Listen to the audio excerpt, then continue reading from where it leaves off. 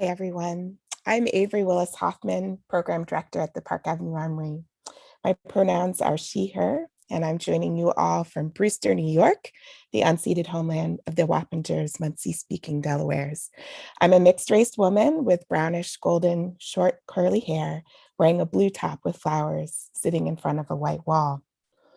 Thank you, Josie, for that beautiful welcome song entitled Deep Snow. All of our conversations will be framed by our acknowledgement of the native stewards of the lands on which we all presently live. We pay respect to all of our ancestors as well as the present and future generations. We acknowledge that many Indigenous people continue to live and work on these lands, and we honor their ongoing contributions to our world. On behalf of Park Avenue Armory and the Metropolitan Museum of Art, I'm so pleased to welcome you all to our 100 Years, 100 Women conversation series. This series is meant to be a casual lunchtime, at least on the East Coast, gathering of artists and participants to discuss the pressing topics and issues as part of our ongoing response to the centennial of the 19th Amendment to the US Constitution, which, as many of you know, granted some, but not all, women the right to vote. So please feel free, all of you in the audience, to grab a beverage and some food and participate in the YouTube chat, post questions there throughout the conversation. And now I'm really pleased to turn it over to Suhaly from the Met for a few words of welcome. Thank you, Avery. Good afternoon, everyone. My name is Suhaly Bautista-Carolina, and I'm the Senior Managing Educator of Audience Development and Engagement at the Metropolitan Museum of Art. My pronouns are she, her, and I am joining you all from Brooklyn, New York, the unceded homeland of the Lenape people. I'm a Black woman with a Black head wrap covering my hair, wearing a Black jumpsuit with white stripes, red earrings, sitting in front of a gray wall.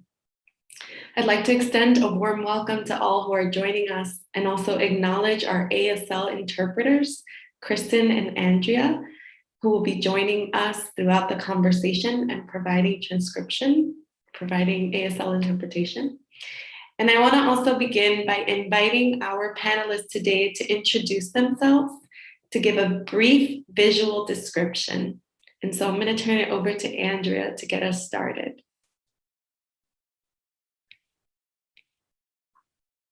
Hello, everyone. My name is Andrea Jenkins. I use she, her, and her pronouns. I am on the unceded land of Ojibwe, Lakota, Dakota, and Anishinaabe tribes.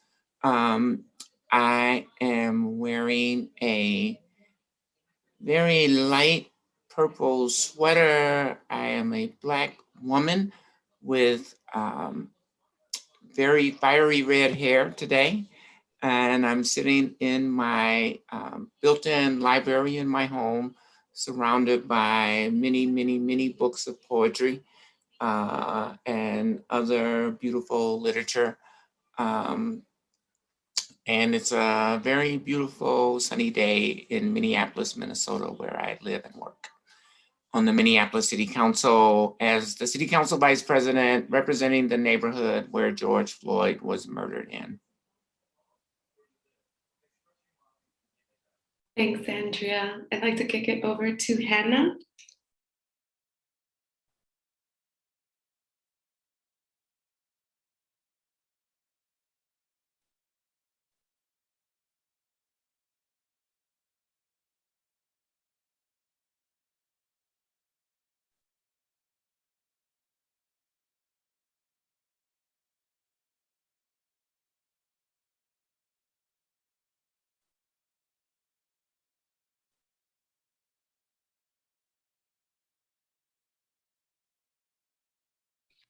Hannah, I'm not sure if anyone else is having trouble hearing you, but we're not able to hear you at this moment. Right now? Yes. Oh, I'm so sorry. I had my headphones in, but I guess that wasn't working. I must have a problem with that. I'm sorry. Okay. My name is, let's start again. My name is Hannah Rosenzweig. My pronouns are she, her, hers. I'm in Brooklyn, New York, on the unceded land of the Munsee Lenape. I am a white woman with dark hair. I'm wearing white earrings and a black and white shirt. I'm in my office surrounded by art and photographs that mean a lot to me, that are part of my work and are done by family members or friends. And I'm excited to be here with everyone. Thank you, Hannah. Kate? Thank you, everyone. Hi, I'm Clarke Lemay, the acting senior historian at the Smithsonian's National Portrait Gallery and the curator of the 2019 exhibition, Votes for Women, A Portrait of Persistence. My pronouns are she, her, and I am joining you all from outside of DC in Hyattsville, Maryland. I gratefully acknowledge the Native peoples on whose ancestral homelands we gather, as well as the diverse and vibrant Native communities who make their homes in these places today. I am a white woman with long salt and pepper curly hair, and I'm wearing a blue dress, sitting in front of green plants and a medium-sized landscape painting with a gold painted frame. Thank you. Thank you, Kate and Andrea and Hannah. And I think we're going to start very broad strokes today by asking you all how you've been faring during these very challenging 14 months of the pandemic. What are your greatest challenges and what are you most positive about?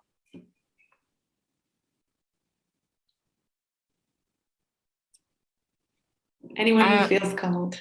I think I'll start. So I haven't been on an airplane since I left New York City as a part of the 100 Women event last March. I think I contracted COVID during that trip, though, I never got tested for it. At that point in time, we weren't testing people, et cetera, et cetera. And I recovered pretty well, but I was knocked out for a couple of days. It was the sickest I'd ever been in my life. So I don't know. It was like a really horrific cold. So I'm thinking it was COVID. But, as a Minneapolis City Council member, we were dealing with, the pandemic. So that was a very stressful period. And I thought, wow, this is the hardest job that I ever have had in my life. And then George Floyd was murdered. As I mentioned in my introduction, I represent the community that George Floyd was murdered in. And so my job that was already extraordinarily challenging and difficult became exponentially more challenging since then. One of the most positive outcomes that you all know about is that the former artist Derek Chauvin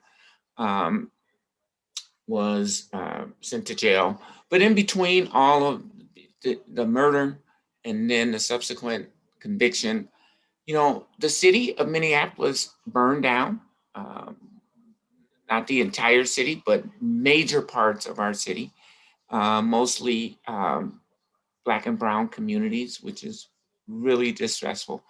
So, much of the past 14 months for me has been spent trying to get resources to really challenge communities of color that have been suffering, through the global pandemic, but then the subsequent racial and social unrest that has been a part of our narrative, has been on the national and international news for the past 11 months. So it's been a very trying time. You know, I physically lost weight, so my doctor seems to think that was a good thing. But it hasn't been for trying, right? It's been more related to the stress of the time period. And, you know, it's been very, I think, lonely, though I spend 8, 9, 10 hours a day on Zoom with other people, but I'm at home by myself. I'm in a 11-year relationship, but we live separately. And so, you know, it's been a challenge. We have date nights on the weekends, which is something that I'm trying to get used to again. And, you know, I think overall I've been faring pretty well. I can't wait to get back to acupuncture. That has been a really helpful part of my self-care and ways of coping. And eventually things will begin to reopen. I know that in New York City, announcements have been just recently made to reopen things. And I think we're going to be on that same path here in Minneapolis. It's been a very challenging time period, Suhaly, and but I do see light at the end of the tunnel.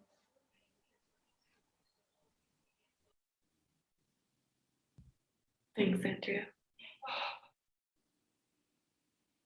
I don't want to have much more to add to what Andrea said, but I can really understand that feeling of loneliness and just feeling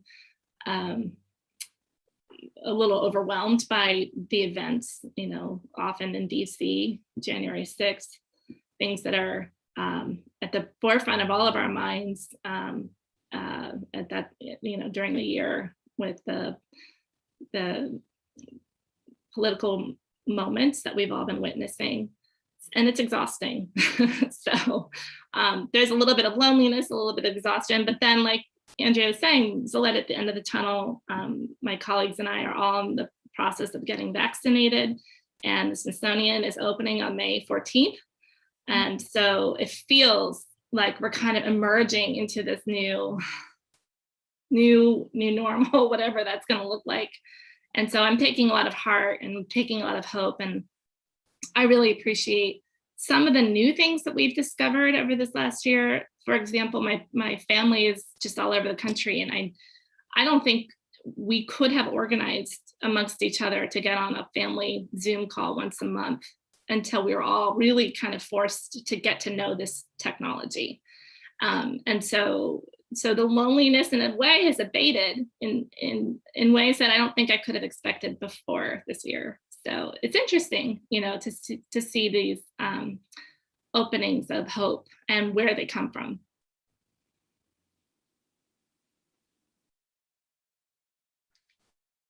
I guess I'm next. I feel very emotional, very kind of overwhelmed by, thank you so much, Andrea, for sharing what you did. And it's just very interesting that this week has been very much about, oddly, something about this week, about looking back over the pandemic and how challenging it's been, whether kind of we want to or not. I feel like there's this like, oh, things are changing and people are getting vaccinated. And now in New York City, as Andrea mentioned, things are opening. The mask rules are changing, and we'll see about that. But on the other hand, I think we are all still just very much traumatized by all the things that have happened in the last year, and need to make sure, even as we're excited that things are opening up, to make sure to honor that pain and trauma that we're all still going through. I was with my students yesterday, and many of them are essential workers. And so we just took time out of the class to share, what had gone on this past year, where they, you know, they've shared along the semester, but I think there was something about yesterday where, you know, they just said, it's just, we're exhausted and trying to get excited, but also still just completely exhausted. I have a student who works at a assisted living care, and he lost 19 of his patients. I have another student who has lost a lot of family members. And so we were listening to all these stories and being there for each other. And then we decided, hey, let's take some time and talk about what do we all do for self-care during this time. And that was really valuable. And it was really cool to see all the different things people do. So I feel like all this to say, yes, I'm looking forward to what's to come, but I still feel very much that we're in a very hard place, and there's a lot of unknowns. And I think it's important to keep talking about that and realizing that, and that it's going to take us a while to figure out how to get out of this. Kind of on the emotional sort of social realm. I don't know, Hannah. I think I'm going to be wearing a mask for quite a while to come. I mean, you know, it's so interesting to me. You know, you see a lot of, for years, we've seen Asian folks and particularly students on campuses all over the country. Before the pandemic, I was able to travel to a lot of different college campuses, and you would always see the Asian students wearing masks. And you know, I think that is going to be a trend for me for a little while, beyond the president saying we don't have to wear masks anymore. I'm just going to stick to that. I mean, that's how disease spreads. So now we know, right? So I don't know. I was just making a joke about the allergy season too. Just being grateful that everyone's open to wearing masks right now, because I don't know about you, but like the green pollen is blowing around everywhere. Yeah, totally. No, I know we're laughing in New York City because he's like, when you're outside and not in a crowd and, you know, you don't have to wear masks. Like, what about a crowded New York City street? What is, you know, like I feel like that counts as a crowd. So, and all the kids still have to wear masks in school, right? And I think they still have to wear masks throughout the whole day, even at recess. So it's a strange message to send to them. So I agree with you. I'm going to keep my mask on for a while. Thank you so much. I hear also so much presence in each of your responses, so much attuneness to the present moment while there's hope on the horizon, that there's something about the change that has happened in each of you this year that requires presence, that requires this sort of standing in the truth and the reality of what is happening, not just with you, but in your communities and with the folks that you are all working with. And that feels very human-centered to me. And I hope that becomes something that we keep. So thank you for that thread.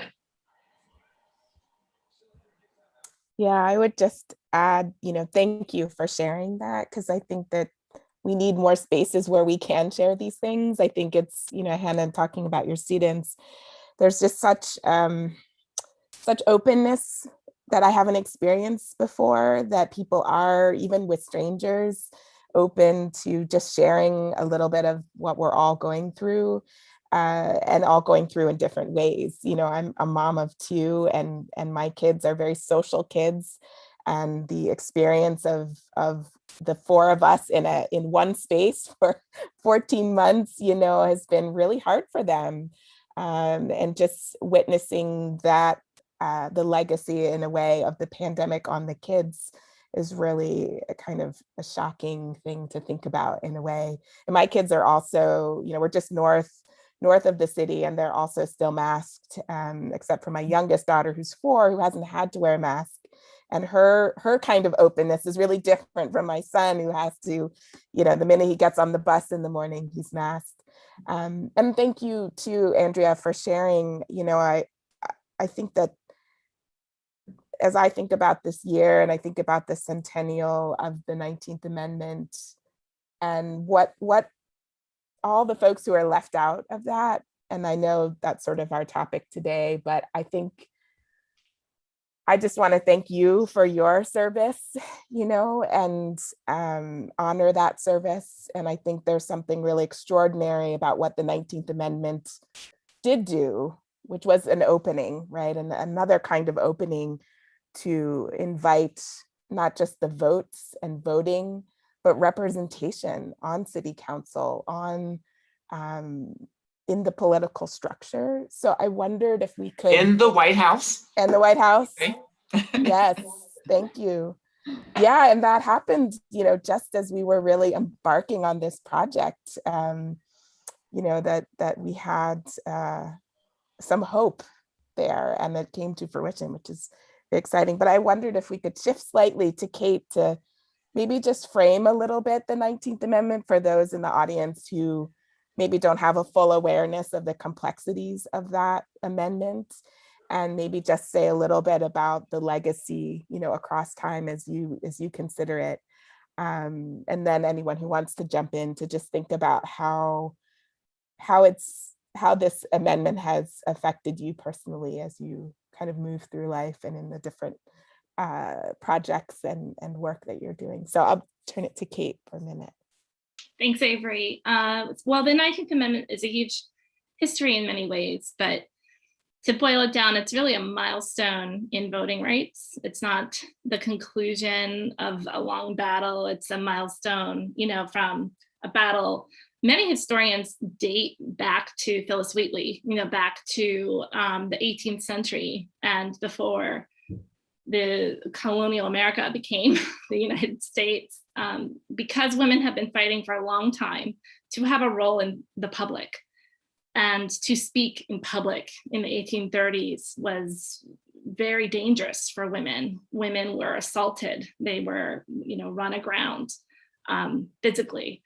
So if we think of the 19th Amendment as something that, involves these decades and decades and decades of organizing amongst radical women is not a term we think of for the Victorian or the antebellum woman. But if you look at what they are doing and how dangerous their ideas were for their own physical selves, you can call them radicals and see the radicality.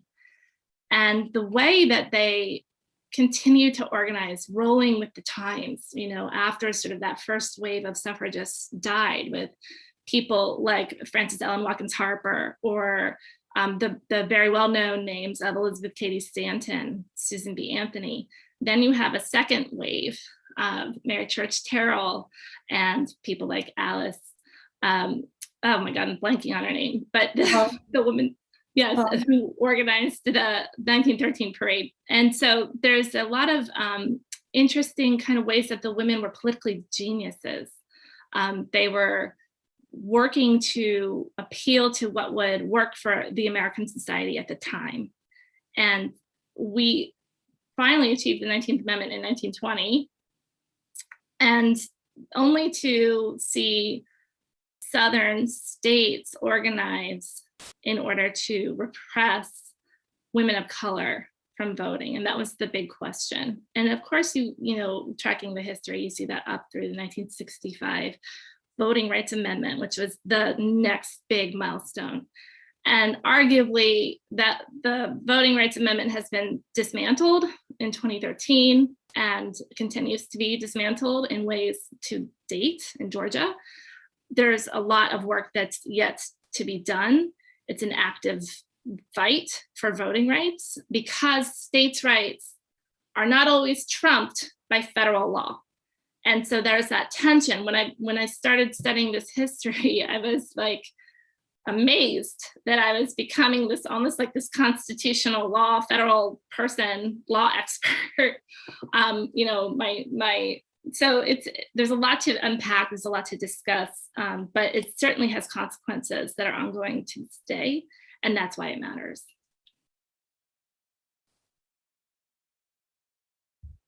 Anna, do you want to follow up with that a little bit with talking about your documentary Surge and just responding to what Kate's framed out and what you discovered in the making of that documentary? Yeah, absolutely. So the focus of Surge is on first-time female candidates for office. So women who, after 2016, were just so outraged after the election of Trump, and then, sort of galvanized a lot by the Women's March, the Global Women's March, and the march all over the country to leave whatever they were doing and jump into politics in their communities. And we followed 3 candidates, one in Texas, Indiana, and Illinois. And each candidate was trying to flip their red district to blue, right? So they were already in communities that they all had never been represented by a woman. And these districts, much less, in Congress, they were running for Congress, much less other, there are very, very few female politicians and few female representatives at any level, whether local, state, or federal. And they to us really, we were interested in this sort of, the surge, the record, this sort of outpouring of civic engagement and, this feeling of, okay, Trump is elected, but then all the women all over the country who's looking at their local communities and saying, wait a second, yes, we have Trump, but who do we have on our local level? And these people don't represent us. And there's no one else to change it except for ourselves, right? So it's similar to, I think, what Kate's talking about and what you see throughout the voting rights and the civil rights movement, that often it is the people on the ground, right? It's the citizen activists that are saying, okay, enough is enough. I am going to jump in and change this and do what I can and become this force for change, right? I mean, yes, there are leaders that get involved, but I think, also what I am very interested in is, telling the stories of all those activists that we may not, we may not see them in the news, right? We may not read about them in the books, but they are making change in their communities.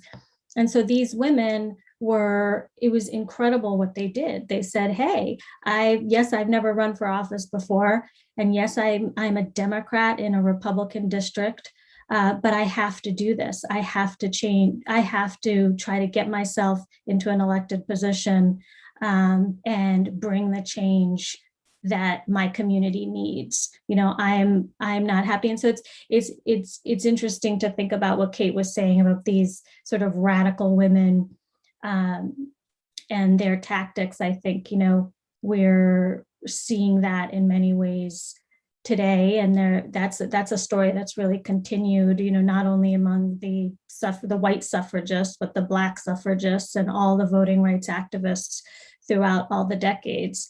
So there's so many interesting connections and parallels. And I look forward to hearing also from Andrea about running and representing her district and doing all the incredible work and service that she's doing.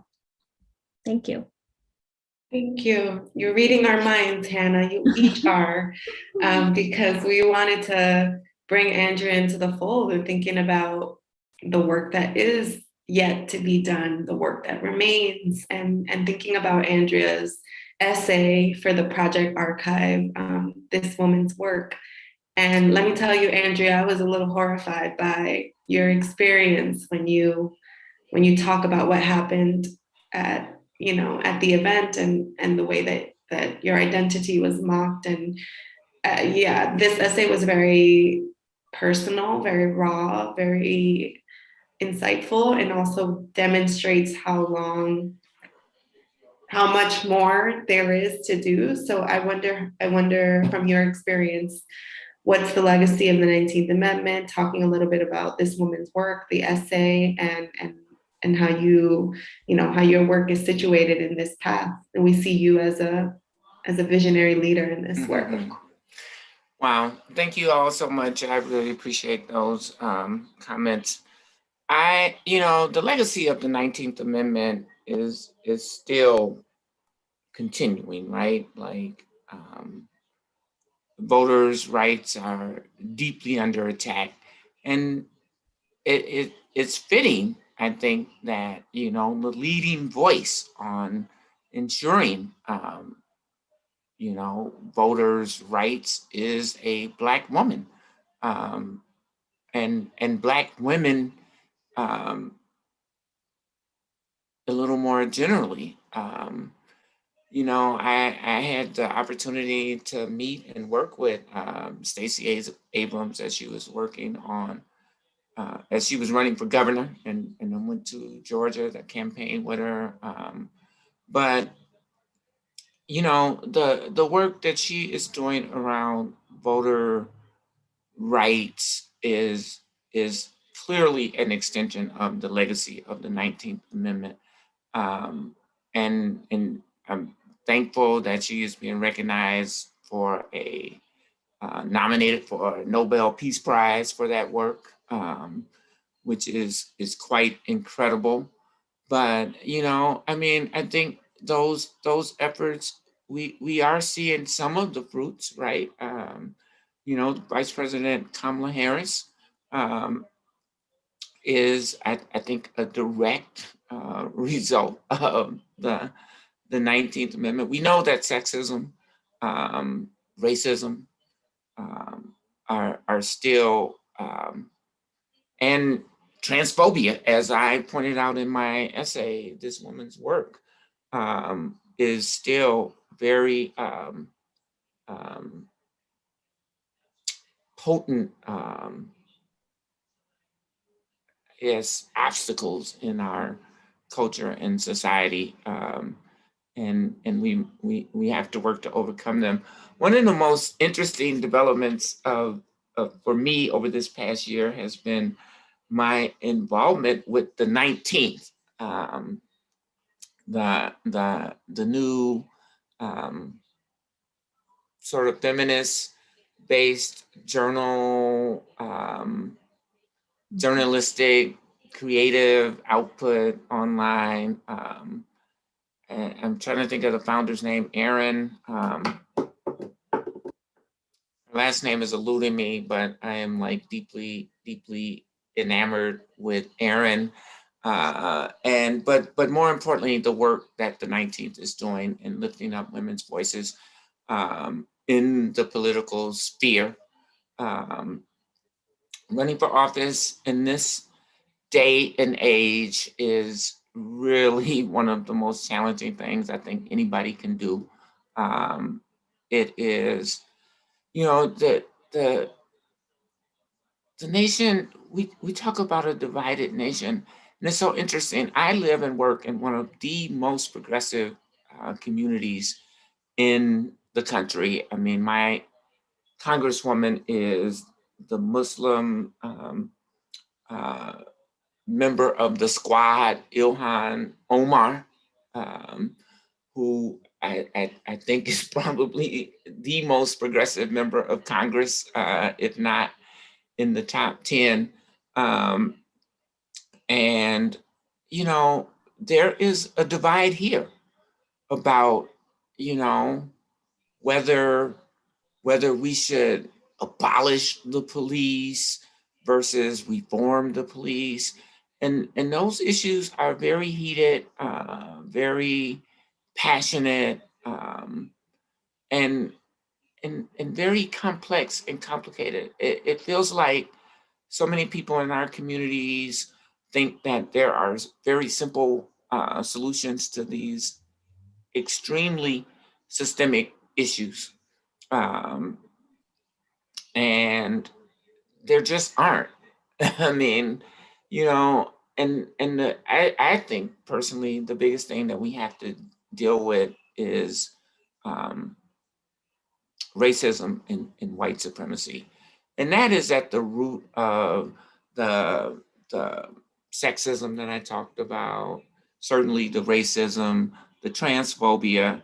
We need to really begin to look at as Black feminists, Black womenists have told us all along, that we have to be intersectional in our approach to politics, to governing, to community building, etc. Yesterday, I was on a panel with a group of reproductive rights advocates, and really, looking at the intersection of trans lives and the reproductive rights movement. It's the same movement. It's about who has access and control over our bodies. And it's so sad that, there is a strand of feminists who are attacking trans and gender nonconforming people as somehow a threat to feminism.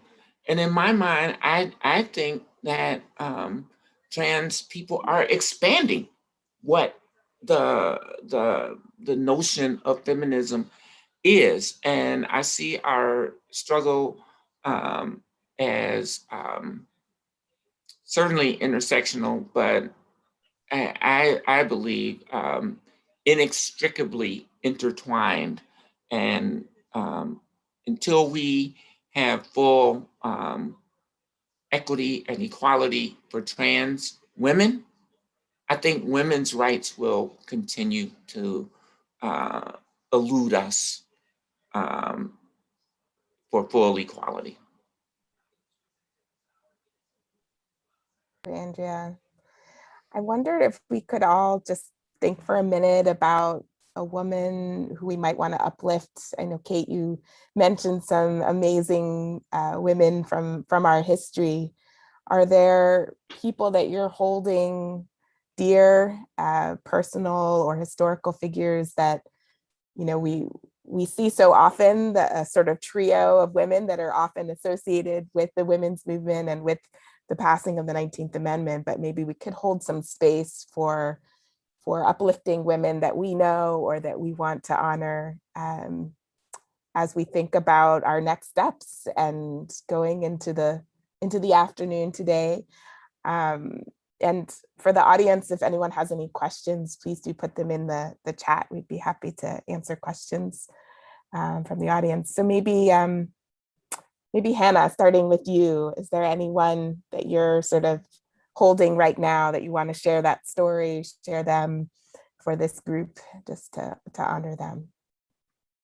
Yes, I'm the lens of my film Search that I co-directed and co-produced with my co-director Wendy Sachs is really on increasing representation and changing what power looks like, what leadership looks like, and so making it more diverse, more women of color, more LGBT folks, more older women, more younger women, right? Just a whole diversity. I think the more diverse our leadership looks, we can change some of these systemic issues of racism and sexism we've been talking about.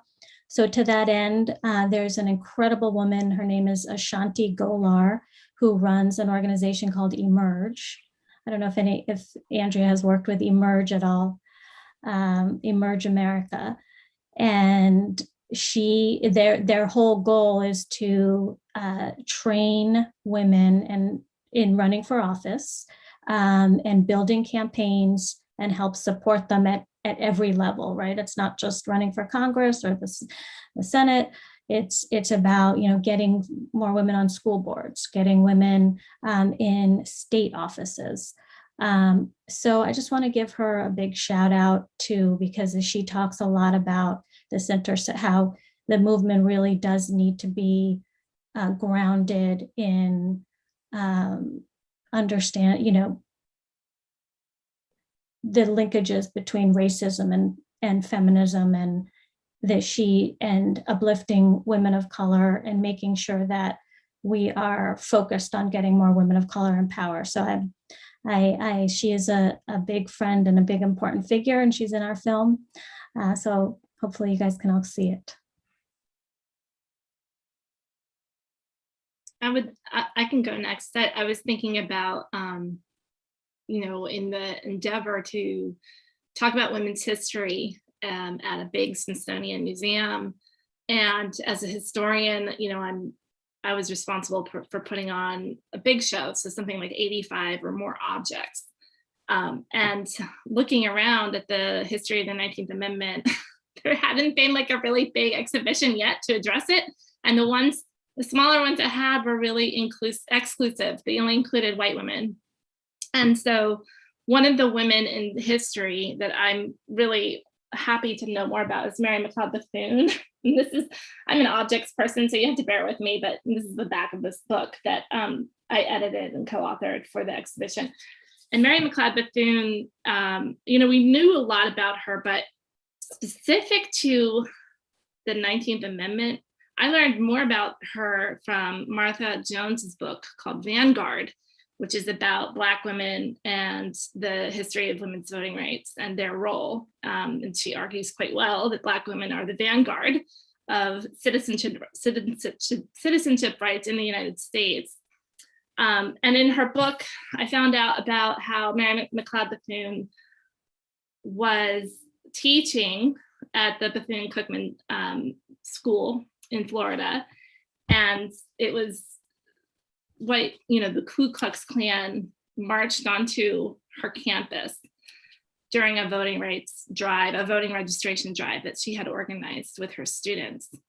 And I think that the terrorism, the white supremacy, the tactics of terrorism in history, if we are more aware of these stories, which have always been known in certain sectors of American history, but not as the main narrative, it's really important for us to consider these narratives and put them into the main narrative. If you think about American history as what we learned in high school, it's like Civil War and World War I, and it's like a male-dominated history.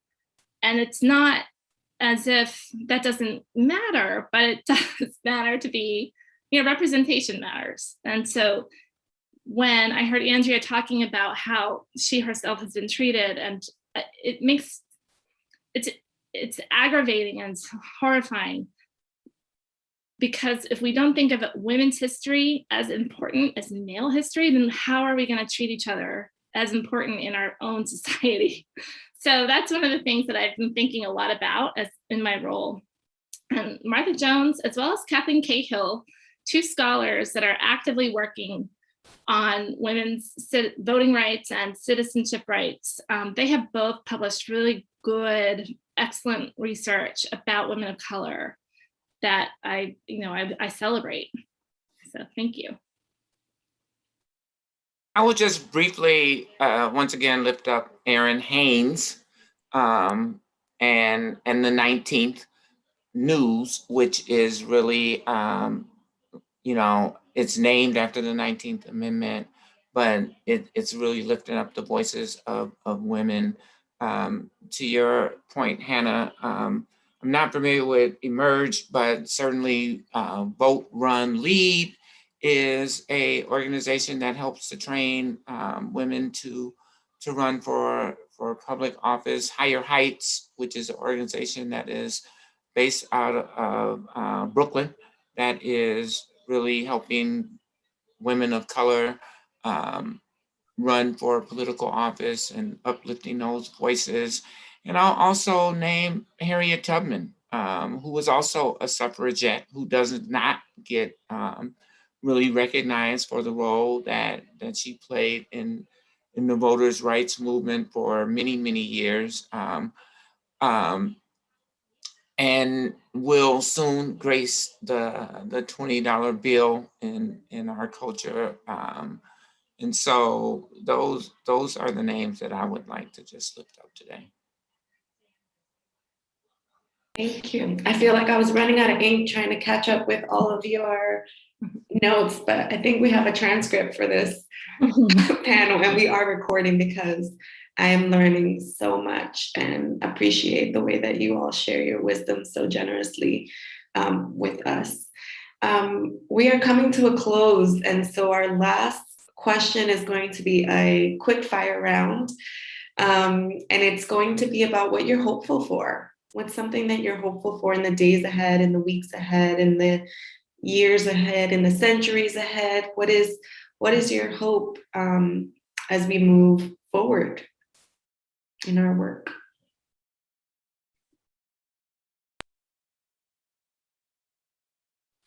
I am hopeful,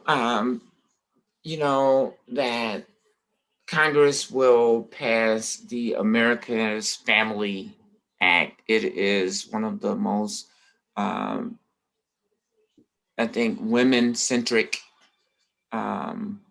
bills that the country has ever really seen. It can help bring children out of poverty. There's resources for childcare. There's resources it increases the child tax credit. These are the kinds of things that women, and particularly single moms, really need to become whole and become create more equity for women in our culture and society. And then the passage of the Equality Act, which will bring equity and equality for LGBTQIA plus communities. Okay, I'll go next. I am very hopeful for more art and more history, because one thing that this project has just really hit home, and in sort of preparation for our talk today, I rewatched the video and I looked at a lot of the work online, and in thinking about this conversation today, how really is the voices of the artists and the voices of the historians, and like Kate, and the rest of us that are participating in imagining what our future can be. That is so important right now, and that makes me so hopeful when I see all of this incredible art coming out, and then the Met and the Park Avenue Armory, uplifting all of that. And I think that will change our culture. I love that. And it's so funny, Hannah, that you said that, because I was thinking about, like, how do we get more public interest in women's history? And one of the things that I would love to see, and I don't know if anyone likes Charlize Theron, but I'm like a fan of how she does those movies that are like women kicking ass, kind of. I mean, they're like, whatever, they're pure entertainment. But what if someone were to make a really well-produced, high budget, blah, blah, blah, Ava DuVernay sets her hat towards something like the Black suffragists and what they went through, and spotlighting Ida B. Wells. I know that there's been some work towards that with Netflix, and it just, to me, it seems like there's not enough. What do we need? Another World War II film about male heroism? Which, like I said, these things matter, and I'm not disparaging them for what their importance is to this day, but why can't we have the same thing for women, and what women were doing during these historic moments that were just as important and just as heroic? One of the things that I wrote about was how suffragists actually sponsored themselves to go to France during World War I in order to prove that they were full citizens, sacrificing their lives, and therefore, deserve the right to vote.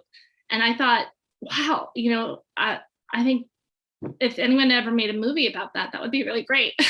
And you can imagine these young people, boys and girls, valuing women in these ways that are much needed.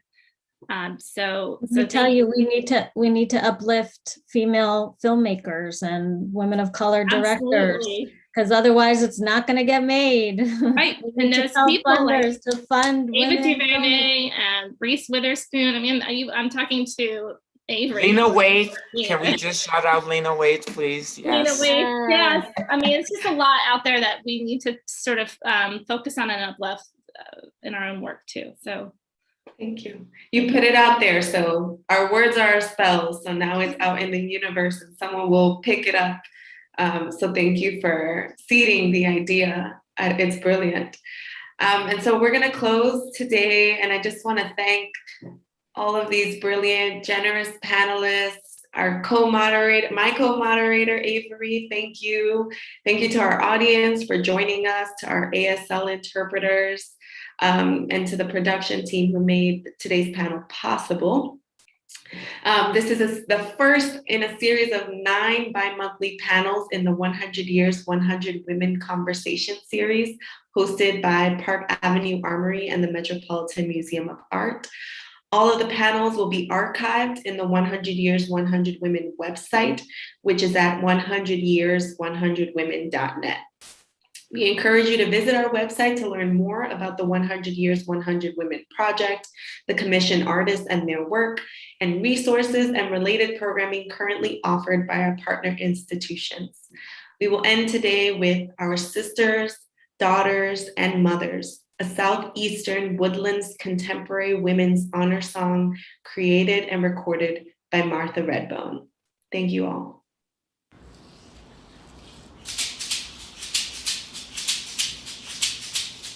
Whoa, where have